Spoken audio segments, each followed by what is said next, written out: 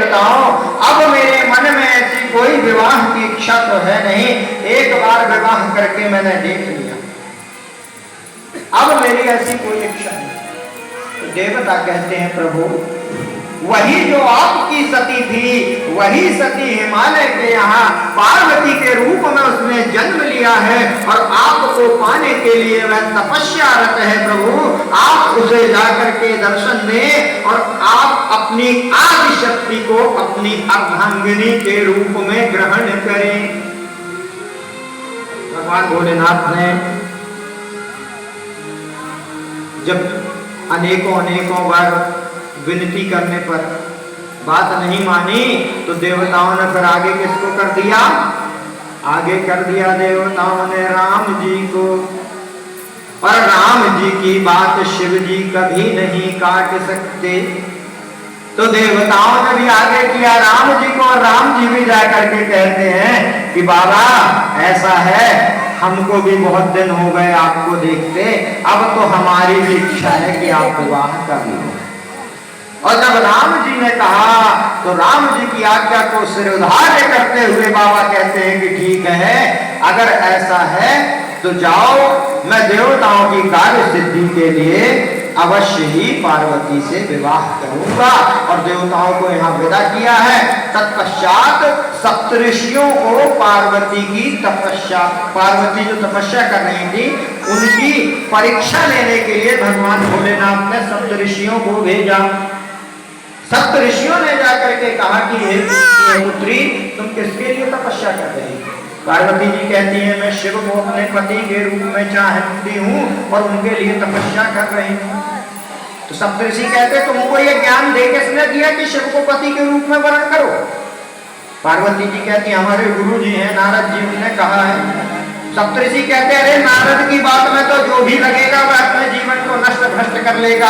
अरे वह अकामी अकाम मन नग्न रहने वाला जटाधारी, न उसके पास घर है, न कोई शमशान में रहने वाला, न खाने की व्यवस्था, न कुछ, कहाँ तुम उसके साथ विवाह करोगी? पार्वती जी कहती हैं, वो तो अब जैसे भी हैं, मैंने शिव को अपने पति के रूप में वर्ण कर लिया है और मैं इस शरीर से अगर किसी की अर्धांगिनी बन सकती हूँ तो वह केवल शिव की अर्धांगिनी बनूंगी। और सप्तऋषियों ने जब मैया पार्वती के विश्वास को इतना दृढ़ देखा है तो सप्तऋषियों ने भी मैया को आशीर्वाद दे दिया कि जाओ, तुम्हारी तपस्या अवश्य सफल होगी और शिव ही तुमको पति के रूप में प्राप्त होंगे। वहां से लौट करके आकर के जब शिव भगवान को सप्तऋषियों ने पूरा हाल बताया तो इसके बाद बाबा खुद एक नट का रूप धारण करके पार्वती जी की परीक्षा लेने के लिए पहुंच जाते हैं। और बाबा ने भी पार्वती को अनेक बातें कह करके उकसाने की कोशिश की, लेकिन जब बाबा ने देखा कि पार्वती का जो दृढ़ विश्वास है वह अटल है, वह मुझे पति के रूप में चाहती है और उसके लिए यह परम तपस्यारत है, तो भगवान भोलेनाथ अपने रूप में प्रकट हो जाते हैं। बोले शंकर भगवान की। शंकर जी पार्वती से कहते हैं कि पार्वती कहो, मैं तुम्हारी इस तपस्या से अत्यंत प्रसन्न हूँ, कहो तुम क्या चाहते हो? तो पार्वती मैया लज्जित भाव से कहती हैं कि प्रभु, आप तो मेरे मन की बात को जानने वाले हैं, मैं आपको ही पति के रूप में चाहती हूँ, तो ऐसा ही होगा।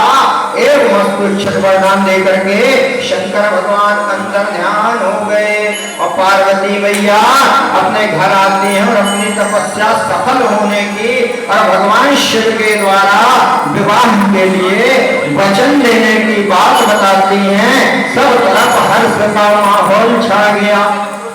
कुछ समय के बाद शिव जी के द्वारा सप्तऋषियों को विवाह की पत्रिका लेकर के भेजा गया।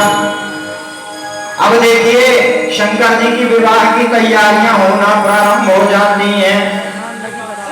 तो शंकर जी की जिस दिन बारात निकलना थी तो बारात का हम लोग भी टाइम देते हैं ना कि इतने बजे हमारे घर से बारात निकली। हालांकि हम लोग तो वैसे भी जितने बजे टाइम देते हैं उसके 2 घंटे के बाद ही निकलती है, ठीक है ना।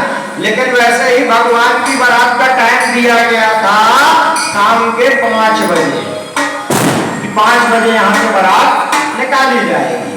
अब बारात का दिन आ गया, 5 बजेगी तो छोड़ो, 4 बज गए शाम के।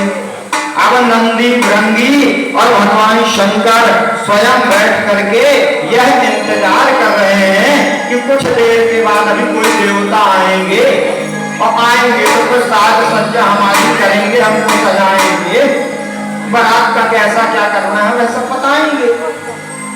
लेकिन जब देखते हैं कि बहुत देर हो गई, कोई भी देवता नहीं आए, तो नंदी और भृंगी जो बाबा के मुख्य गण हैं, नंदी और भृंगी जाकर के बाबा से कहते हैं बाबा 4 बज गए। बाबा कहते हैं तो क्या हो गया 4 बज गए तो? बोले 4 बज गए अभी तक कोई देवता नहीं आए। अरे आपका श्रृंगार करना है, आपको सजाना है, यह सब कौन करेगा? और इस समय यहाँ पर बात ही हो रही थी तो भगवान कहते हैं भोलेनाथ कि ठीक है, देवताओं को जब समय मिलेगा तो आ जाएंगे।